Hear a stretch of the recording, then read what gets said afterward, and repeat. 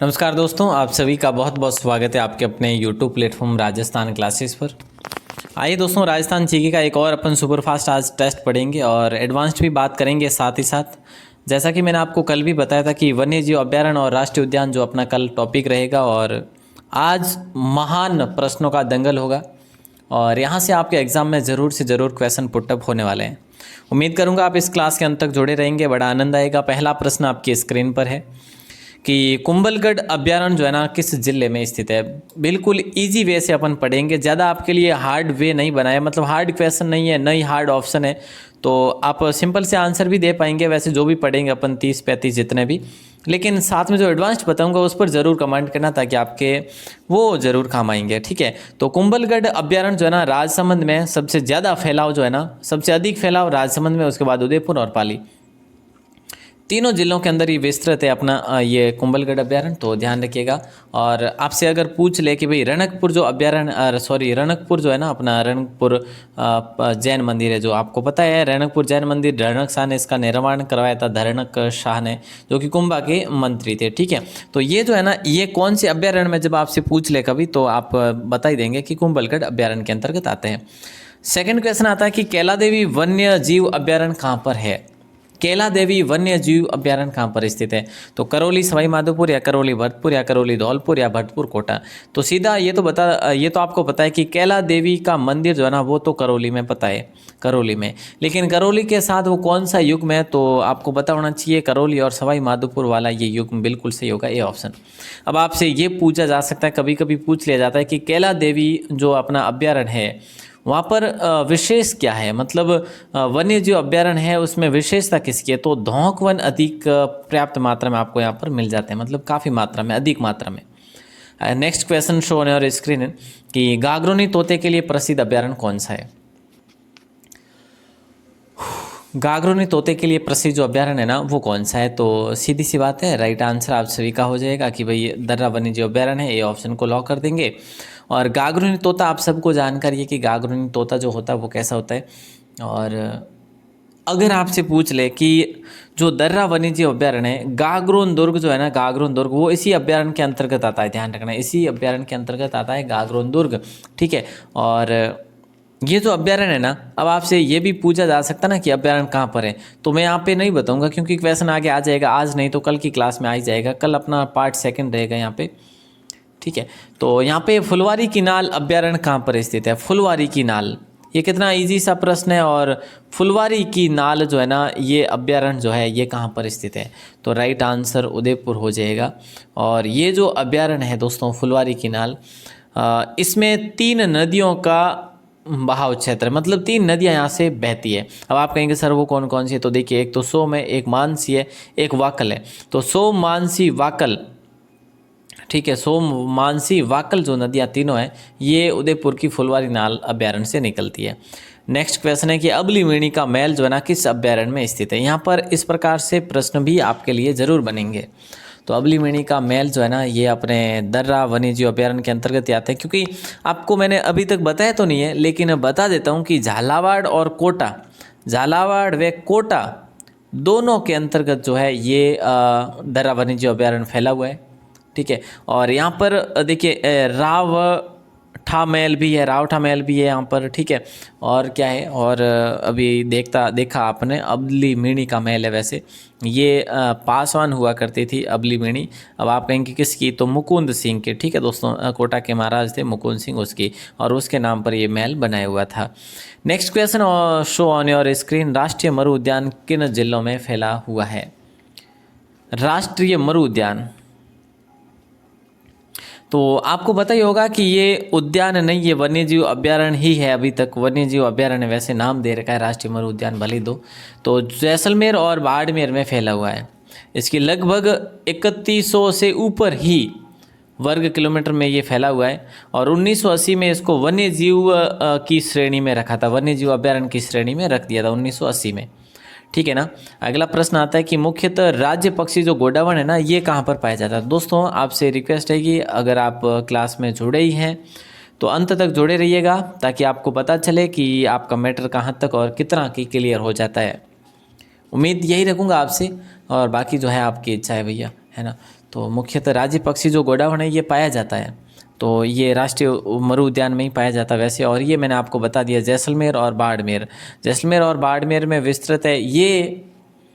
अगर आपसे पूछ ले कि राज्य का सबसे बड़ा वन्य जीव अभ्यारण्य कौन सा, वन्य जीव अभ्यारण्य कौन सा है, तो देखिए वन्य जीव अभ्यारण्य अलग है, राष्ट्रीय उद्यान अलग है और बाघ परियोजनाएं वो और अलग है, वन्य जीव संरक्षित क्षेत्र जो है वो भी और अलग है। ठीक है, तो ये चीज़ें भी आपको ध्यान रखनी है। यहाँ पे अपना राइट आंसर सी ऑप्शन हो जाएगा। राजस्थान की तीसरी बाघ परियोजना कौन सी है? अब देखिए दोस्तों, इसमें अगर आपसे पूछ ले तो रणथंभौर तो पहली है सब। ठीक है, रणथंभौर बाघ परियोजना जो है ना वो पहली परियोजना है। ठीक है, और अब आपसे ये भी पूछा जा रहा है कि राज्य की तीसरी बाघ परियोजना कौन सी, तो तीसरी जो है ना ये मुकुंदरा हिल्स है। ठीक है, ये 2012-13 में इसको स्वीकृति मिल गई थी बाघ परियोजना के रूप में। चौथी कौन सी आपने कहा सर? रामगढ़ विषधारी अभ्यारण्य है जो कि बूंदी में है। हाँ जी, तो ध्यान रखना दोस्तों। और अगर आपसे इतना ही पूछ ले कि भाई ये मुकुंदरा हिल्स राष्ट्रीय उद्यान कहाँ पर है, तो आप ध्यान रखना मुख्य रूप से तो कोटा में और चित्तौड़गढ़ में भी है। लेकिन दर्रा की जब आपसे पूछे तो दर्रा जो है ना वो कोटा और झालावाड़ में, वो केवल और केवल अभ्यारण्य। ठीक है, सॉरी,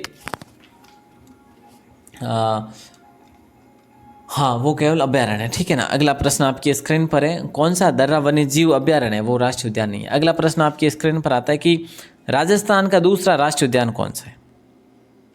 राजस्थान का दूसरा राष्ट्रीय उद्यान जो है वो कौन सा है?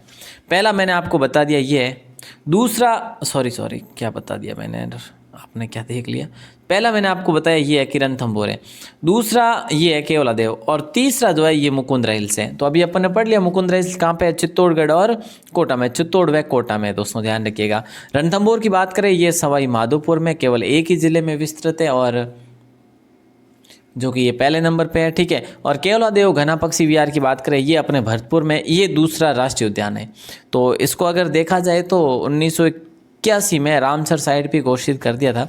तो केवलादेव घना पक्षी विहार सबसे पहले इसको पक्षी विहार बनाया, उसके बाद वन्य जीव अभ्यारण्य बना, उसके बाद राष्ट्रीय उद्यान बना। ठीक है, तो ध्यान रखिएगा। अगला प्रश्न आपकी स्क्रीन पर आता है, ये देखिएगा, जल्दी से जवाब देना है आपको कि केवलादेव घना पक्षी यूनेस्को की धरोहर सूची में कब शामिल हुआ। देखिए दोस्तों यहाँ पे राइट आंसर क्या हो जाएगा आपका, बिल्कुल आसान सा प्रश्न। केवलादेव पक्षी जो यूनेस्को की धरोहर सूची में जो शामिल हुआ ना वो 1985 में होता है, मतलब बी ऑप्शन आपका लॉक हो जाएगा। और अगला प्रश्न आपकी स्क्रीन पर है, आकलवुड फॉसिल पार्क जो है ना ये कहाँ पर स्थित है? आकलवुड फॉसिल पार्क जो है ना ये कहाँ पर स्थित है? तो आपको पता है कि राष्ट्रीय मरु उद्यान में दोस्तों, कहाँ पर है? राष्ट्रीय मरु उद्यान में। और जो मरु उद्यान है ये कहाँ पर है? बोले सर ये इस ऑप्शन के अकॉर्डिंग तो जैसलमेर ही होगा। जी बिल्कुल, यहाँ पर प्राचीन लकड़ी के या फिर आप कह दीजिएगा वुड्स के, मतलब जो है अपन कह लें जीवाश्म यहाँ पर प्राप्त हुए हैं या फिर पड़े भी हैं, यहाँ पे अभी भी विद्यमान है। अगला प्रश्न है, कोटा और चित्तौड़गढ़ में स्थित राष्ट्रीय उद्यान कौन सा है? मैंने आपको बताया था कि आगे क्वेश्चन आएगा, कोटा चित्तौड़ की अगर बात आ जाए तो आप कर लेंगे मुकुंदरा। ठीक है, डी ऑप्शन। जब कोटा और झालावाड़ की बात आ जाए तो आप क्या करेंगे? दर्रा वन्य जीव अभ्यारण्य करेंगे। क्या करेंगे? दर्रा। ठीक है, दर्रा वन्य जीव अभ्यारण्य कोटा झालावाड़, और कोटा चित्तौड़ जो है ये मुकुंदरा हो जाएगा। तो दोस्तों थोड़ा सा ये ज़रूर ध्यान रखिएगा। तो यहाँ पे आपका डी ऑप्शन होगा ही होगा, लेकिन दोस्तों ध्यान रखना मुकुंदरा हिल्स जो है ना ये राज्य की तीसरी बाघ परियोजना भी है। मुकुंदरा हिल्स क्या है? राज्य की तीसरी बाघ परियोजना है। तो बाघ परियोजना दोस्तों राष्ट्रीय उद्यान नहीं है, मैंने शायद आपको राष्ट्रीय उद्यान के बारे में पिछले क्वेश्चन में बताया होगा, लेकिन आप ध्यान रखना ये तीसरी बाघ परियोजना है। ठीक है, और अगला प्रश्न आपकी स्क्रीन पर है, राज्य में कुल जंतुआलय कितने हैं? वापस से याद रखना मैंने जो भी बताया। ठीक है, राजस्थान में कुल जंतुआलय जो है ना वो कितने हैं, ये आपसे पूछा जा रहा है। तो दोस्तों राइट आंसर जो होगा वो हो जाएगा आपका 5। कितने? कुल जंतुआलय 5 है। अब आप कहेंगे सर कहाँ कहाँ पे? देखिए, एक तो आप जयपुर याद करेंगे, एक उदयपुर याद करेंगे, ठीक है, और एक जोधपुर याद करेंगे। ठीक है, जोधपुर उदयपुर जयपुर, जयपुर उदयपुर जोधपुर। ठीक है, अब कर लेते हैं बीकानेर और एक कर लेते हैं कोटा। ठीक है, तो ये 2 और ये 3, 5 याद रखना दोस्तों, 5 है कुल। भरतपुर और अजमेर नहीं है इसमें जंतुआलय में। राजस्थान का सबसे बड़ा राष्ट्रीय उद्यान कौन सा है? सबसे बड़ा राष्ट्रीय उद्यान आपसे पूछा जा रहा है, कौन सा है? आपने कहा सर राष्ट्रीय उद्यान की बात आ रही है तो हम कर ही लेंगे सही।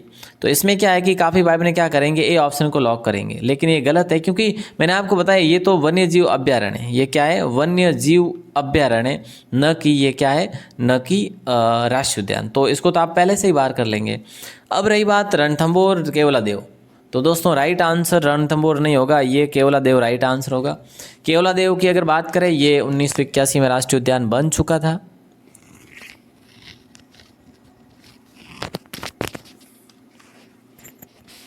सॉरी, इसमें रणथंभौर होगा, मैंने केवलादेव बता दिया क्या? रणथंभौर होगा इसमें राइट आंसर आपका। तो देखिए यहाँ पे मैं सारी चीज़ें आपको क्लियर करवा लूँ। क्षेत्रफल की दृष्टि से जो सबसे बड़ा उससे छोटा और वो सबसे छोटा, देखते हैं सबसे बड़ा जो है वो है रणथंभौर। उसके बाद नंबर आता है अपने मुकुंदरा का। ठीक है, अब मैं ये सारी एक एक करके बताऊँ आपसे। तो एक अपना वो लिख देते हैं, क्या नाम है? केवलादेव। ठीक है, केवलादेव। अब केवलादेव की मैं आपसे बात करूं तो 29 वर्ग किलोमीटर में ही है सिर्फ, और ये अपना 282 वर्ग किलोमीटर में। और मुकुंदरा की बात करें 199, मतलब 200 के आसपास। तो देखिए इस प्रकार से ये है राष्ट्रीय उद्यान का ये जो है क्षेत्रफलवार जो है आप देख सकते हैं। अगला प्रश्न आपकी स्क्रीन पर है, नंबर 15, जल्दी से जवाब दीजिएगा। पक्षियों का स्वर्ग किस अभ्यारण्य को कहा जाता है, ये बताइए। पक्षियों का स्वर्ग जो है ना, ये कौन से अभ्यारण्य को कहा जाता है? तो आप सबको पता है कि केवलादेव को कहा जाता है, ये भरतपुर में है। और इसकी बात करें तो ये राष्ट्रीय उद्यान की बात करें तो ये 1981 में ये राष्ट्रीय उद्यान बना था। रामसर साइट भी 1981 में घोषित हुई थी। और ये धरोहर सूची की बात करें, अभी अपन ने पढ़ लिया कि 1985 में इसको धरोहर यूनेस्को की धरोहर लिस्ट में शामिल किया गया था। और ये सबसे पहले पक्षी अभ्यारण्य बनाया था, मैंने आपको बताया अभी पक्षी अभ्यारण्य ये कब बनाया गया था? 1956 में ये पक्षी अभ्यारण्य बनाया गया था। ठीक है, और रामसर साइट मैंने आपको बता दिया 1981 में बनाई। और अगला प्रश्न आपकी स्क्रीन पर यह आता है कि राजस्थान का टाइगर मैन किसे कहा जाता है, ये आपको बताना है। राजस्थान का क्या, मैं तो कहता हूँ टाइगर मैन जो है ना, ये ऑल इंडिया का टाइगर मैन इन्हीं को बोला जाता है वैसे। और ये जोधपुर से बिलोंग करते थे। और कब की बात है? जब इंदिरा गांधी उस समय प्रधानमंत्री थे। और मतलब मैं आपसे बात करूँ सीधी तो 1973-74 में। ठीक है, इन्होंने बाघों के लिए, बाघों के संरक्षण के लिए बहुत सारे मतलब परियोजनाएं खुलवाई थी। तो राइट आंसर कैलाश सांकला हो जाएगा आपका, सी ऑप्शन लॉक होगा। अगला प्रश्न आपकी स्क्रीन पर आए, लेकिन उससे पहले मैं आपको थोड़ी सी जानकारी दे दूं यहाँ पे कि rajasthanclasses.in वेबसाइट है अपनी, और ये ऐप की तरह ही काम करती है अपने। ठीक है, ऐप में आपको इतनी सारी चीज़ें नहीं देते हैं, वैसे वहाँ पर शुल्क लेते हैं, लेकिन आपको यहाँ पर बिल्कुल ही निःशुल्क पूरा डाटा जो कि दिया जा रहा है, मतलब आपके लिए जो कंटेंट है, स्टडी कंटेंट है, वो आपको दिया जा रहा है। तो आप ज़रूर है जो इसको पढ़ सकते हैं। वेबसाइट पर संपूर्ण कोर्स अपलोड है, अगर आप वनपाल का चाहो या कंप्यूटर कांस्टेबल चाहो या फिर और अन्य जो भी। अगला प्रश्न आपकी स्क्रीन पर है, भारतीय बाघों का घर किस राष्ट्रीय उद्यान को बोला जाता है, ये आपको बताना है। भारतीय बाघों का घर जो है ना, ये किस राष्ट्रीय उद्यान को बोला जाता है? तो राइट आंसर जो होगा वो होगा रणथंभौर। रणथंभौर राष्ट्रीय उद्यान ये कहाँ पे बोले सर? सवाई माधोपुर में है। ओके, अच्छा, तो ये राजस्थान की पहली बाघ परियोजना है क्या? हाँ जी, ये पहली बाघ परियोजना है राजस्थान की। और यही राजस्थान का सबसे बड़ा राष्ट्रीय उद्यान, यही सबसे पहला राजस्थान का राष्ट्रीय उद्यान। दोस्तों बाघ परियोजना पहली यही है, बाघ परियोजना बड़ी यही है, राष्ट्रीय उद्यान एक सेकंड, बाघ परियोजना पहली लिखता हूँ यहाँ पे। ठीक है, पहली बाघ परियोजना भी यही है, राष्ट्रीय उद्यान पहला ये भी यही है। तो बोले सर कब बना था? 1980 में बना था। और पहला और सबसे बड़ा राष्ट्रीय उद्यान भी यही है, तो मतलब रणथंभौर राष्ट्रीय उद्यान हो जाएगा अपना। अगला प्रश्न है, केवलादेव राष्ट्रीय उद्यान क्यों प्रसिद्ध है, बताइए। कितना सिंपल प्रश्न आपसे पूछा जा रहा है, केवलादेव राष्ट्रीय उद्यान जो है ये क्यों प्रसिद्ध है? तो बिल्कुल इजी सा प्रश्न है, कदम्ब वृक्ष के लिए है। किसके लिए दोस्तों? कदम्ब वृक्ष के लिए प्रसिद्ध। आपने कहा सर वो पक्षियों वाला था, आपने बताया नहीं। हाँ, सारस के लिए ज़रूर प्रसिद्ध है, बिल्कुल सारस के लिए भी प्रसिद्ध है। साइबेरियन जो क्रेन आती है उसके लिए भी प्रसिद्ध है। ये दूसरा राष्ट्रीय उद्यान है।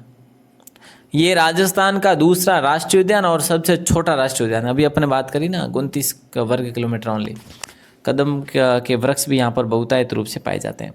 मुकुंदरा हिल्स राष्ट्रीय उद्यान कब घोषित हुआ, ये बताइए। मुकुंदरा हिल्स राष्ट्रीय उद्यान जो है ना कब घोषित हुआ? 9 जनवरी 12, 9 जनवरी 11, 9 जनवरी 2009, 9 जनवरी 2008। तो राइट आंसर होगा 9 जनवरी 2012, है ना। बिल्कुल, मुकुंदरा हिल्स राष्ट्रीय उद्यान कब घोषित हुआ? तो 9 जनवरी 2012 को हुआ। ये है कहाँ पे? आपने कहा सर ये कोटा, और आपने बताया था चित्तौड़, ठीक है। तो ध्यान रखना। और दर्रा की जब पूछे तो कोटा और झालावाड़ कर लेना। और यही जो है ना तीसरा राष्ट्रीय उद्यान है, तीसरा राष्ट्रीय उद्यान है, और तीसरी ही बाघ परियोजना है, ठीक है दोस्तों। तीसरा राष्ट्रीय उद्यान, तीसरी बाघ परियोजना, ये भी ध्यान रखना। और पहला राष्ट्रीय उद्यान और पहली बाघ परियोजना कौन सी? वो भरतपुर है। सॉरी, भरतपुर क्या, रणथंभौर, नाम नहीं आ रहा, रणथंभौर है, ठीक है। तो यहाँ पे ये चीज़ भी आप ध्यान रखेंगे। अगला प्रश्न है, रिसर्च बंदरों के लिए जो प्रसिद्ध है ना, इनमें से वो कौन सा वन्य जीव अभ्यारण्य है? अब देखिए दोस्तों, यहाँ पे आपका राइट आंसर जो होगा, रिसर्च बंदरों के लिए जो प्रसिद्ध है ना, वो है सरिस्का वन्य जीव अभ्यारण्य। अब यहाँ पे तीनों चीज़ें आपकी क्लियर हो जाएगी कि प्रथम जो अभ्यारण्य है अपना बाघ अभ्यारण्य है या फिर बाघ परियोजना है, प्रथम बाघ परियोजना बोले सर रणथंभौर है, और सबसे बड़ी भी। और दूसरी बाघ परियोजना की बात करें वो है अपनी सरिस्का, दूसरी सरिस्का। और तीसरी की बात करें तो अपने पड़ा अभी मुकुंदरा। और चौथी की बात करें तो वो अपनी हो जाएगी रामगढ़ विस्तारी, ठीक है ना। तो ये चारों बाघ परियोजना आपके समक्ष है। अब मैं बार बार नहीं बताऊंगा, काफ़ी बार बता दिया। रिसर्च बंदरों के लिए भी प्रसिद्ध है वैसे सरिस्का वन्य जीव। ये कहाँ पे? अलवर में। 1978 में इसको बाघ परियोजना में शामिल कर दिया था। नेक्स्ट क्वेश्चन 21 नंबर क्वेश्चन है आपकी स्क्रीन पर। सोहन चिड़िया किस अभ्यारण्य की प्रसिद्ध है? दोस्तों आज की क्लास जोश के साथ नहीं है। मैंने आज वैक्सीनेशन ली है, सेकेंड डोज ली है मैंने। आप कहेंगे सर काफ़ी लेट ली। हाँ जी बिल्कुल काफ़ी लेट ली, बीच में मेरे एग्ज़ाम थे, उसके मान लीजिएगा डर से ही नहीं ली थी वैसे, लेकिन एग्ज़ाम के कारण मैंने चाहा कि डिस्टर्ब ना हो सकता है कि कहीं बुखार भी आ जाए। तो थोड़ी सी ऐसे मतलब फील ऐसा हो रहा है कि मतलब यूँ शरीर है जो जैसे कि बदन दर्द कर रहा है, तो इसलिए मैं इतने जोश के साथ नहीं हूँ। थोड़ी सी क्लास में शांति भी ऐसा लग रहा है, मैं ज़ोर से नहीं बोल रहा, तो आप एडजस्टमेंट करेंगे। वैसे आवाज़ तो आपको सुनाई दे ही रही होगी, लेकिन ज़रूर आप अंत तक जुड़े रहेंगे, समझ रहे होंगे आप। यहाँ पे है कि सोन चिड़िया किस अभ्यारण्य की प्रसिद्ध है? राष्ट्रीय मरु उद्यान हो जाएगा आपका right answer, A option. Okay sir, चलिए। तो सोहन चिड़िया को आप और क्या बोलते हैं? बोले सर गुदनमेर बोलते हैं, ठीक है। इसको और कुछ इंडियन बस्टर्ड भी बोलते हैं, great Indian bustard, great Indian bustard भी बोलते हैं इसको।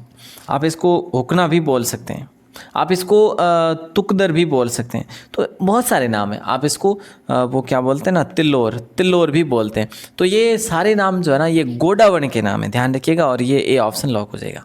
निम्नलिखित में से सही युग्म नहीं है, मतलब कि इनमें से कौन सा युग्म जो है गलत है? रामगढ़ विषधारी बूंदी में सही है, जो कि चौथी बाघ परियोजना है। जमुआ रामगढ़ जयपुर में बिल्कुल सही है। सीताराम वन्यजीव अभ्यारण्य कोटा गलत है।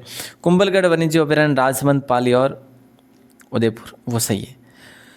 सीता माता अभ्यारण्य कोटा गलत है, क्योंकि ये आपको पता है कि ये प्रतापगढ़ में है और ये यहाँ पे धार्मिक स्थल भी है वैसे, तो ध्यान रखना सीता माता का मंदिर भी है। और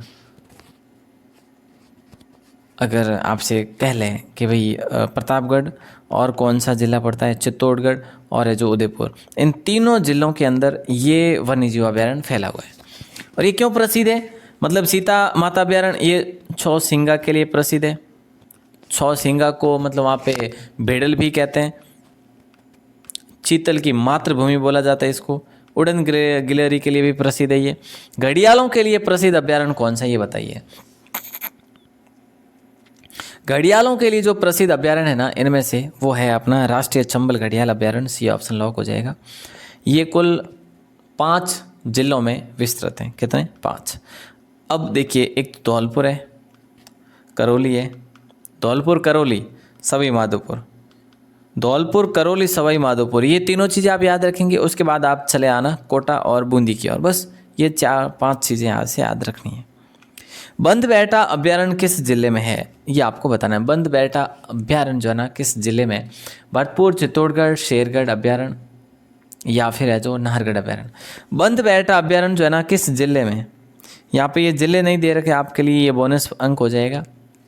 तो बंदबैठा जो है ना अपने भरतपुर में, ये ऑप्शन लॉक हो जाएगा भैया। ठीक है, ये किस लिए प्रसिद्ध है? ये वाटरफाउल के लिए प्रसिद्ध है, वाटरफाउल के लिए। ठीक है, तो ये ध्यान रखेंगे आप। और 1985 में इसको घोषित कर दिया था कि भाई ये अब अभ्यारण्य बन गया है। और यहाँ पर दोस्तों किस प्रकार के पक्षी आते हैं पता है आपको? ब्याह नाम से पक्षी यहाँ पर सर्वाधिक रूप से आते हैं। अगला प्रश्न नंबर 25 है आपकी स्क्रीन पर। बस्सी अभ्यारण्य किस जिले में है? बस्सी अभ्यारण्य जो है ना कौन से जिले में, ये बताना है आपको। तो बिल्कुल आसान सा प्रश्न है और आप सबको पता होना चाहिए कि चित्तौड़गढ़ में बस्सी अभ्यारण्य, और इसको 1988 में घोषित कर दिया था कि भाई ये अब अभ्यारण्य हो गया है। यहाँ पर जो प्रसिद्ध है वो है जालेश्वर महादेव मंदिर, जालेश्वर महादेव है यहाँ पे। और इसके क्षेत्रफल की बात करें तो 140 के आसपास है, मतलब 138-40 के बीच में है। तो आप ऐसा अंदाजन याद रखेंगे, क्योंकि परफेक्ट तो बिल्कुल जो है पॉइंट में मुझे भी याद नहीं है। अगला प्रश्न आपकी स्क्रीन पर है। जंगली मुर्गे के लिए जो प्रसिद्ध अभ्यारण्य है ना वो कौन सा है? जंगली मुर्गे के लिए प्रसिद्ध अभ्यारण्य जो है वो कौन सा है? माउंट आबू अभ्यारण्य, या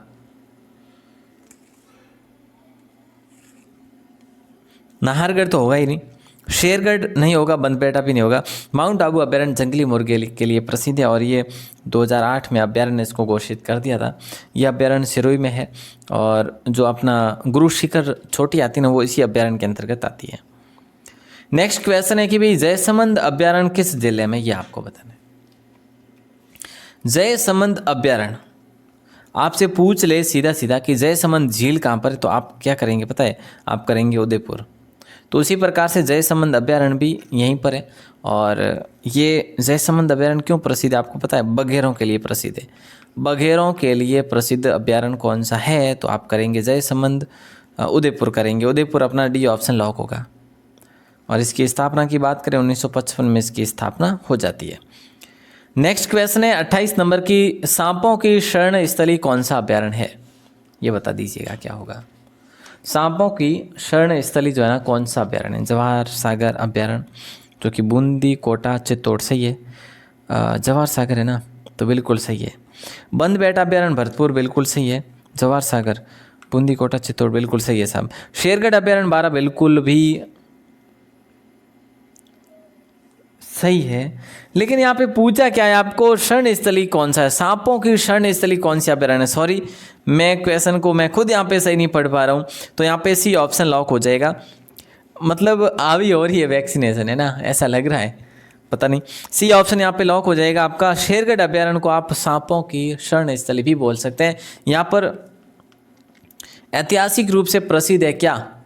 यहाँ पे शिकारौदी बनी हुई है, शिकारौदी। ठीक है, और यहाँ से एक नदी भी गुजरती है जिसका नाम है परवन नदी, वो यहाँ से निकलती है। नेक्स्ट क्वेश्चन आता है कि निम्नलिखित में से गलत युग्म की पहचान करनी है आपको। तो ताल चापर अभ्यारण्य तो आप सबको बताइए कि चूरू में है। सज्जनगढ़ वन्यजीव अभ्यारण्य ये भी बिल्कुल सही है, उदयपुर में। गजनेर वन्यजीव अभ्यारण्य ये अपना गलत है। बंदबैठा वन्यजीव अभ्यारण्य ये भी सही है। तो गजनेर अभ्यारण्य जो है ना ये अपना कहाँ पे पता है आपको? गजनेर अभ्यारण्य कहाँ पर है? तो आपने कहा सर ये बीकानेर में है, तो बिल्कुल यहाँ पे ये सही हो जाएगा, सी ऑप्शन। लास्ट क्वेश्चन है, भारत का दूसरा बायोलॉजिकल पार्क कहाँ स्थापित किया गया? भारत का दूसरा बायोलॉजिकल पार्क और राजस्थान का पहला हो जाएगा। ये क्वेश्चन आपको कल भी देखने को मिलेंगे वैसे, तो यहाँ पे आपका राइट आंसर हो जाएगा सज्जनगढ़ सज्जनगढ़ जो है ये हो जाएगा। सज्जनगढ़ जो है ना ये बासंदरा पहाड़ी पर स्थित है, बासंदरा पहाड़ी पर, ठीक है, और उदयपुर में स्थित है। यहाँ पर बड़ी झील भी है यहाँ पर, ठीक है, और जियान सागर झील भी जैसे बोलते हैं आप। तो यहाँ पे आपका डी ऑप्शन लॉक हो जाएगा। और दोस्तों कल मैंने आपसे प्रश्न किया था, लेकिन उससे पहले मैं आपको बता दूं, आपको मैंने कांस्टेबल के 9 मॉडल पेपर दे दिए हैं। कल आपको 2 और मिलेंगे, कितने हो जाएंगे 11। आपको एग्ज़ाम से पहले 25 मॉडल पेपर मिलेंगे। अगर ज़्यादा मुझे टाइम मिला तो ज़्यादा दे दूँगा, ठीक है दोस्तों। तो आप उस मॉडल पेपर को पढ़ रहे हैं या नहीं वो मैं नहीं जानता, वो आप ही जानते हैं। पीडीएफ को या नोट्स को डाउनलोड करने से नौकरी नहीं मिलेगी, अगर आप उसको पढ़ेंगे तो ही मिलेगी। अगर आप कहीं से कोर्स को ख़रीदते हैं और आपने कहा कि मैं 250 रुपये पे कर रहा हूँ, ये तो मैंने बहुत कम बताया भैया। 250 रुपये में आपको कोई कांस्टेबल का कोर्स नहीं दे रहे हैं, ये मैं ही हूँ जो फ्री दे रहा हूँ वैसे, ठीक है। तो कोर्स, हाँ भले ही आप कुछ भी समझ लेना, लेकिन फ्री जो है उसके लिए कुछ कहना पड़ेगा, ठीक है।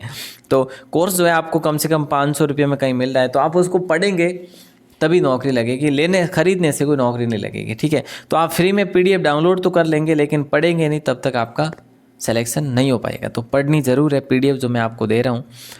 और अगला प्रश्न देता हूँ कल का। सुल्तान कोट जो है ना दोस्तों, ये मैंने आपसे पूछा था कि किस दुर्ग को कहा जाता है, यही पूछा था ना। और इसका राइट आंसर जो सभी भैया बहनें देने वाले हैं, उन सभी को बहुत सारी शुभकामनाएं कि आप डेली एक्टिव रहा करें। आज की तरह नहीं रहें, मतलब कल की तरह, आज की तरह कहो या कल की तरह, इस प्रकार से नहीं रहे। क्योंकि यहाँ पे हो सकता है, मैंने आपको कई बार ये क्वेश्चन करवाया भी है, ये मैंने आपको कहाँ बताया, आपको पता है एडवांस्ड में बताया। कभी क्वेश्चन तो मैं नहीं लेकर आया, लेकिन एडवांस में ज़रूर बताया कि सुल्तान कोट जो है ना, ये अपने बयाना दुर्ग को बोलते हैं। चलिए दोस्तों, उम्मीद करता हूँ आप आज एक्टिव रहेंगे। और आज का प्रश्न दे रहा हूँ, उसका आंसर आपको ज़रूर देना है और जल्दी देना पड़ेगा, ठीक है। सभी फटाफट से उत्तर देंगे, मतलब सभी तैयार भी होंगे, ऐसा मुझे लग रहा है, ऐसा फील हो रहा है। आज का प्रश्न है कि नरवाहन राजस्थान की किस रियासत या फिर राज्य का शासक था, यह आपको पूछा जा रहा है। मतलब मारवाड़ का था, अजमेर का था, मेरवाड़ का था, या फिर अपने जैसलमेर का, धौलपुर का, किशनगढ़ का, कहाँ का था, ये आपसे पूछा जा रहा है। तो आपको ये बताना है। उम्मीद करूँगा आप सभी इसका जवाब ज़रूर देंगे। और आज की क्लास के लिए इतना ही है ना। क्लास तो वैसे मुश्किल से ही बन रही है, लेकिन बना रहा हूँ। मैंने आपको बताया कि थोड़ा सा फील हो रहा है बुखार जैसा, और वो जो टीका था वो भी, वो जहाँ पे दिया वो भी दर्द कर रहा है कुछ, बायां हाथ जो है। चलिए तो दोस्तों, उम्मीद करूँगा आपको क्लास अच्छी लगी होगी। आप सभी का दिल से बहुत बहुत शुक्रिया, बहुत बहुत धन्यवाद। यार देखिए, मैंने वैसे सुबह की क्लास तो बंद कर ही ली है, क्योंकि वो मुझे रेस्पॉन्स नहीं मिल रहा जो आप लोगों ने कहा था, ठीक है। तो अब मेरा कर्तव्य बनता है कि मैं एक क्लास तो आपको दूँ ही दूँ, ठीक है। तो मुझे वो भी नहीं है कि मैं क्लास दे दूँ, मुझे व्यूज़ से मतलब है, जितने भी व्यूज़ आएंगे वो चलेंगे, वैसे ये मुझे व्यूज़ से मतलब नहीं। मुझे ये मतलब ये है कि मैं मेहनत कर रहा हूँ तो उसका कुछ परिणाम मिलना चाहिए, है ना। तो चलिए, अगर देखते हैं दोस्तों, मैं कोशिश करूँगा कि अगर हुआ तो फिर से वापस से आपके लिए कुछ पोल वगैरह करवाएंगे, फिर उसके बाद स्टार्ट करेंगे वापस नए और बढ़िया तरीके से। विज्ञान और कंप्यूटर दोनों करेंगे, अगर करेंगे तो, अगर नहीं करेंगे तो फिर कुछ भी नहीं, ठीक है। चलिए, बहुत बहुत शुक्रिया, बहुत बहुत धन्यवाद। जय हिंद, वंदे मातरम।